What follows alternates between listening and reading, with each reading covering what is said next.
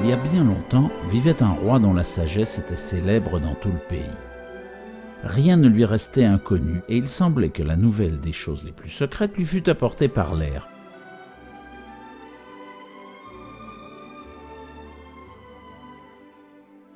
Il avait une coutume étrange. Chaque jour après le dîner, quand la table était desservie et qu'il n'y avait plus personne, un serviteur de confiance lui présentait un plat couvert dont lui-même ignorait le contenu. Et personne d'autre ne le savait non plus, car le roi ne découvrait le plat que lorsqu'il se trouvait tout seul. Ce manège avait déjà duré quelque temps lorsqu'une fois, comme le serviteur enlevait le plat du roi, la curiosité le piqua tellement qu'il ne put résister et l'emporta dans sa chambre. Il ferma soigneusement la porte, leva le couvercle et vit que dans le plat il y avait un serpent blanc. À cet aspect, il fut pris d'une envie folle d'y goûter. Il en coupa un petit morceau et le mit dans sa bouche.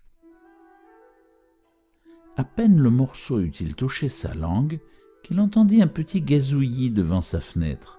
Il alla pour écouter et reconnut que c'étaient les moineaux qui se racontaient ce qu'ils avaient vu dans les champs et dans les prairies. Le serpent lui avait donné la faculté de comprendre le langage des animaux.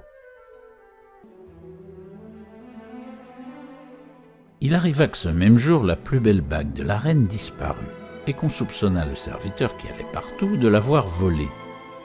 Le roi le fit venir et lui déclara que si avant le lendemain il n'avait pas nommé le voleur, il serait considéré comme tel et pendu. Il eut beau protester de son innocence, il fut congédié sans obtenir autre chose. Dans son angoisse, il descendit dans la cour, et là, il se mit à rêver au moyen de se tirer d'un aussi grand péril. Les canards étaient posés au bord de l'eau, ils se délassaient, se barbouillaient avec leur bec et tenaient une conversation intime. Le serviteur s'arrêta et écouta. Et ils se racontaient où ils étaient allés ce matin et quelle bonne nourriture ils avaient trouvée. Alors l'un d'eux se prit de dire « J'ai mal à l'estomac pour avoir avalé une bague qui était sous la fenêtre de la reine. » Le serviteur le saisit aussitôt par le cou et s'en fut le porter à la cuisine où il dit au cuisinier « Tuez-moi donc ce canard-ci !»« Oh oui, répondit le cuisinier en le prenant dans sa main. Il y a longtemps qu'il attend, il fera un bon rôti. » Et il lui coupa la tête. Quand on l'eut vidé, la bague de la reine se trouvait dans son estomac. Le serviteur pouvait maintenant prouver facilement son innocence, et le roi, qui avait à réparer un tort envers lui, l'autorisa à demander une grâce en lui promettant la première place à sa cour.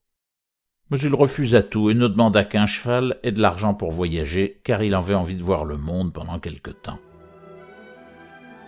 Il se mit donc en route, et un jour arriva au bord d'un étang où il remarqua 3 poissons qui s'étaient pris dans les roseaux.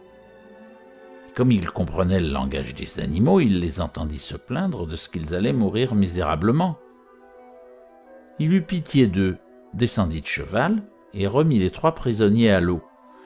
Ceux-ci se trémoussèrent de joie et dirent à leur sauveur « Nous nous en souviendrons et nous t'en récompenserons un jour. » Il continua son chemin et quelque temps après, il lui sembla entendre une voix à ses pieds dans le sable. Il écouta. Or, c'était le roi des fourmis qui se plaignait ainsi. « Ah, si les hommes voulaient seulement rester loin de nous avec leurs animaux massifs, ce maladroit de cheval me tue sans pitié mes gens avec ses fers. » Alors le serviteur se détourna un peu vers la gauche et le roi des fourmis s'écria « Je m'en souviendrai et je te récompenserai un jour. » Cependant, le sentier qu'avait pris notre voyageur le conduisit à une forêt où il vit des corbeaux qui jetaient leurs enfants hors du nid. « Allez-vous-en » disait-il. « Mange tout que vous êtes. Nous ne pouvons plus vous nourrir. Vous voilà désormais assez grand pour vous nourrir vous-même. » Les pauvres bêtes étaient sur la terre froide, voletant et battant des ailes, et ils s'écrièrent « Ah, malheureux que nous sommes. Nous devons chercher nous-mêmes notre pâture, et nous ne pouvons encore voler. Il ne nous reste qu'à mourir de faim. » Le bon voyageur descendit alors de son cheval, le tua avec son épée, et le laissa comme nourriture au jeune corbeau. Il sautillait, mangeait et disait « Nous n'oublierons pas ton bienfait, et nous t'en récompenserons un jour. » Il fallait maintenant continuer le voyage à pied, et après avoir marché bien longtemps, notre homme arriva dans une riche cité. Il y avait un grand bruit et une grande foule par les rues. Et un héros à cheval faisait savoir au peuple que la fille du roi cherchait un époux, que celui qui voudrait la demander devait accomplir un travail difficile, mais que s'il échouait, il y perdrait la vie. Beaucoup l'avaient déjà essayé et avaient en vain joué leur existence. Mais le jeune homme, voyant l'éclatante beauté de la princesse, oublia tout péril, alla saluer le roi et s'annonça comme prétendant. On le mena au bord de l'eau et l'on jeta sous ses yeux dans les flots une bague qu'on lui ordonna de chercher au fond de l'abîme, le menaçant, s'il remontait sans la tenir, de le précipiter à nouveau dans les eaux. Tous regrettaient le beau jeune homme.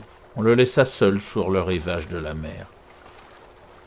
Il y demeura, l'âme irrésolue, songeant à ce qu'il allait faire. Tout à coup, il aperçut 3 poissons accourant à la nage, et qui n'étaient autres que ceux auxquels il avait sauvé la vie naguère.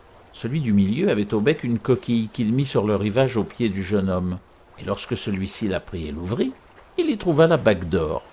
Rempli de joie, il s'en fut chez le roi, s'attendant à recevoir de lui la récompense gagnée. Mais la fière princesse, apprenant qu'il n'était pas de la même noblesse qu'elle, le refusa et dit qu'il devait accomplir une 2e tâche. Elle descendit au jardin et y jeta elle-même 10 sacs de millet.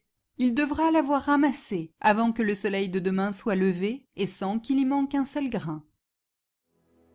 Le jeune homme examina vainement de quelle façon il pourrait obéir à cette exigence. Et il s'assit tout triste dans le jardin, croyant bien qu'on viendrait l'y prendre pour le mettre à mort le lendemain matin. Quand les premiers rayons du soleil tombèrent sur le jardin, le pauvre prétendant vit les 10 sacs remplis de millet sans qu'un seul grain y manquât. Dans la nuit, le roi des fourmis était venu, avec des milliers de ses sujets, et les animaux reconnaissants avaient rassemblé tout le millet et rempli tous les sacs.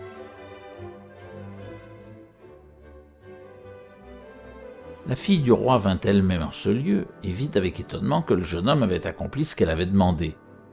Mais elle ne pouvait encore vaincre son humeur altière et dit « Quoiqu'il ait rempli ces 2 conditions, il ne sera pas mon époux avant de m'avoir une pomme de l'arbre de la vie. » Jamais le jeune homme n'aurait trouvé l'arbre de vie si les jeunes corbeaux qui lui devaient leur existence ne l'eussent pas aidé. Ils avaient grandi pendant tout ce temps et avaient suivi leur sauveur. Et lorsqu'ils entendirent ce que la princesse demandait, ils s'envolèrent à la recherche de l'arbre de vie. Et l'un d'eux en rapporta une pomme dans son bec, puis la laissa tomber dans la main du voyageur. Alors celui-ci la présenta à la belle princesse, et comme la dernière condition était remplie, il ne lui restait plus aucune excuse. Elle devint donc la femme du jeune homme, et lorsque le vieux roi mourut, son gendre hérita la couronne, et comme les 2 époux avaient mangé de la pomme de l'arbre de vie, ils vécurent heureux jusqu'à un âge très avancé. Et voilà,